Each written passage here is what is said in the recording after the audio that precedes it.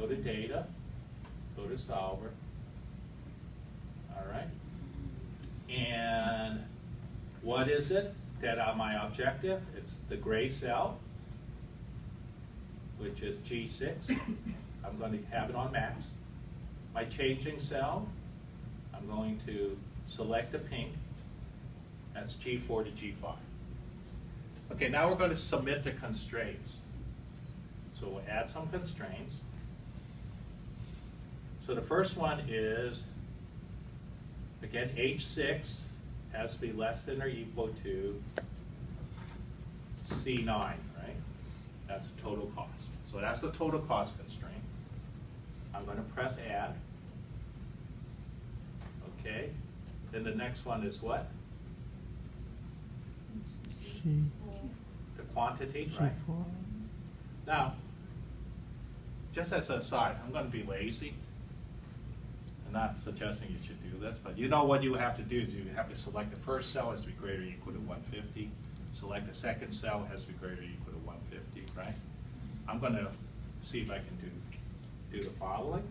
I'm going to actually select the two cells, G4 through G5. I'm going to make sure I select that it's greater than or equal to, right? And then in terms of the constraint, I select the corresponding two cells there, C10 to C11. Convince yourself, if you did it one by one, and I expect you to try that, like you do like one cell greater than or equal one cell, but also do this. So if you're doing one at a time, you can compare to mine. I'm just hoping we'll see how it goes. So I'm going to just say add. Okay, so I've added that one, the number of brackets. So I've done these two now.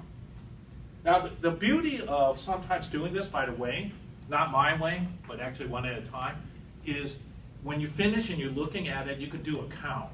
And I would count like 1, 2, 3, 4, 5, 6, 7. I should expect to see 7 things in the box. If you don't do, so there's a pros and cons if you want to do it right. Got it? So and then you would look in your box and see if there's 7. So that's just a double check. Okay, so the next one is these fibers, total quantity. So again, this time we would want, what is the total quantity? Well, it's over here, right? So that's the carbon fiber. Right now, if I use 1 and 1, it's eating up 7. It needs to be less than or equal to that. So now the question is, can I go this way?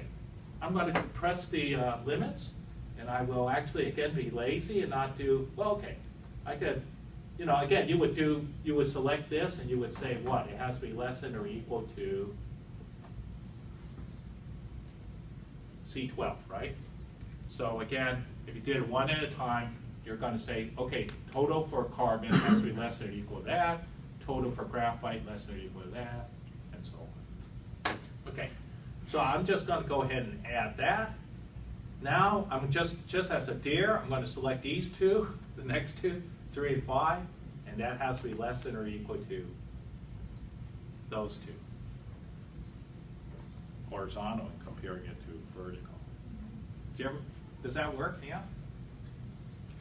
You've never tried that? Does Dr. Gossick do that? She doesn't do that, does she? I'm going to add it. That's because she doesn't want to push the boundaries. Okay, now. And then finally, I select the pink cells, and what do I make it to? Integer, correct?